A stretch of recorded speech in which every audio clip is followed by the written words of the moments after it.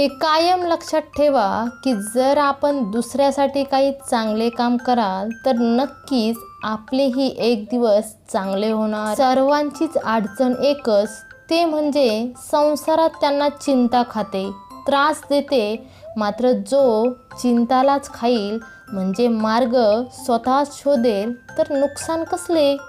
कोण काय करते, का करते आणि कशाला करते या सर्वांपासून जेवढे लांब राहाल तेवढेच आपल्यासाठी चांगले आहे। जो आपल्यासोबत राहून आपला छळ करतो त्यापेक्षा मोठा शत्रू कोणी नाही होऊ शकत, आणि जो आपल्या तोंडावर आपल्या चुका द्वेष सांगतो त्यापेक्षा चांगला मित्र दुसरा कोणी नाही होऊ शकत। जो मनुष्य सरळ सरळ तोंडावर स्पष्ट बोलतो होऊ शकते त्याचं बोलणं नक्कीच आपल्याला टोचेल, मात्र त्यापेक्षा लाख पटीने बरे असेल जे लोक गोड बोलून आपल्या मागे दुसऱ्यांच्या मनात आपल्याबद्दल विष कालवतात। जे लोक मनाने खूप खरे असतात त्यांची साथ कोणी देऊ का न देऊ, पण ईश्वर त्यांची साथ कधीच सोडत नाही। जो मनुष्य दुसऱ्याच्या संपत्तीवर जळत नाही, स्वतःच्या स्वप्नांवर रात्रंदिवस मेहनत घेतो, एक ना एक दिवस तो नक्की यशस्वी होतो। सर्वजण एका घरात एकत्र राहतात म्हणून काय त्याला परिवार म्हणायचे का? तर नाही। परिवार तर तो जे एकत्र जगतात, एक दुसऱ्यांच्या अडचणीच्या काळात मदत करतात, एकमेकांची कदर करतात, त्यांना दुःखाची जाणीव असते, त्याला म्हणावे परिवार। जेव्हा माणूस खूप कठीण परिस्थितीतून जात असतो तेव्हा तो बोलतो की मला एवढा त्रास होतो, तेव्हा देव ते सर्व नाही का बघत? तो माझी सुटका का नाही करू शकत?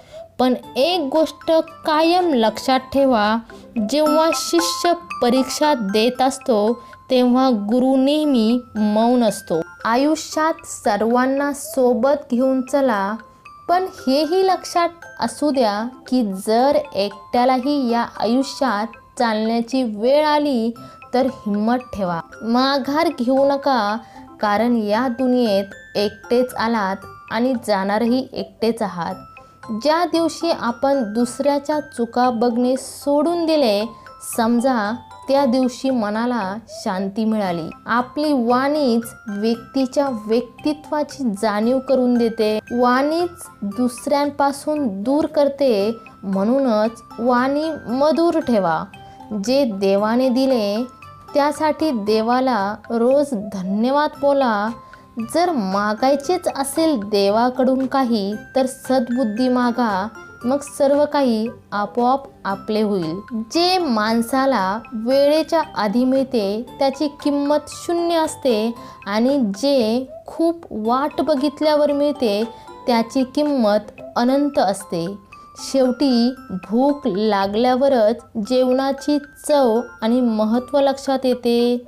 देवाने आपल्या सर्वांना एकाच मातीने बनवले, फरक इतकाच असतो तो म्हणजे कोण दिसायला खूप सुंदर असतात तर कोणी असायला खूप सुंदर असतात। जर का आपले काम चांगले असेल, सत्याचा मार्ग आपण धरलेला असेल तर ईश्वर आपल्याला करोडाच्या गर्दीत देखील ओळखेल। ही दुनिया क्षणात रंग बदलताना दिसेल, मात्र एकच ईश्वर जो सर्वांसाठी समान आहे तो नाही बदलणार।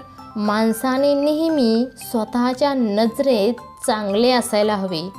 ही दुनिया तर देवावरही नाराज आहे। जोवर झाडू बंधनात अडकलेला असतो तोवर तर तो कचरा साफ करायचे काम करतो, जसाच तो बंधनातून सुटतो तसाच तो स्वतःच कचरा बनवून पडलेला असतो। म्हणूनच लोकांना नेहमी बांधून ठेवा, अनेकांमध्येच एकता असते। लहान लहान गोष्टी धरून ठेवण्यापेक्षा चांगले की सोडून द्या, हुशार व्हा।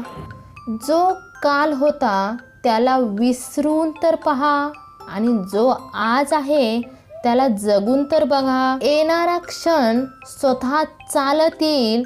आपण फक्त प्रयत्न तर करून बघा. कोणी आपली जराशी तारीफ केली तर लगेच हवेत नका जाऊ, कारण तारीफ नावाच्या पुलाच्या खाली फायद्याची नदी वाहते बर का, हे लक्षात असू द्या. निसर्गाचा खूप छान नियम आहे, तो म्हणजे दिवस बसून नाही राहत, ते बदलतात. दिवस चांगले असो वा वाईट असो ते निघून जातात. जे लोक आपल्याला सांगतात वेळ नाही माझ्याकडे, तर समजून जा त्यांच्या महत्त्वाच्या लोकांमध्ये तुमचे म्हणजेच आपले नावच नाही. आवड असेल तर सवड भेटेल हो ना.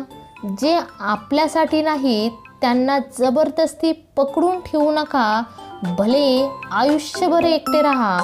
प्रत्येक गोष्टीचा हिशोब ठेवा, कारण लोक आजकाल सहज विचारतात तुम्ही आमच्यासाठी केले तरी काय. नाते कोणतेही असू द्या, ते असे ठेवा त्याची दोरी आयुष्यभर तुटणार नाही. जर पैसा असेल तर आपली अयोग्यता ही लोकांच्या ध्यानात नाही येत, आणि जर गरिबी असेल तर आपली योग्यता ही लोकांच्या ध्यानात नाही येणार. दिवस कसेही असू द्या बदलतात जरूर.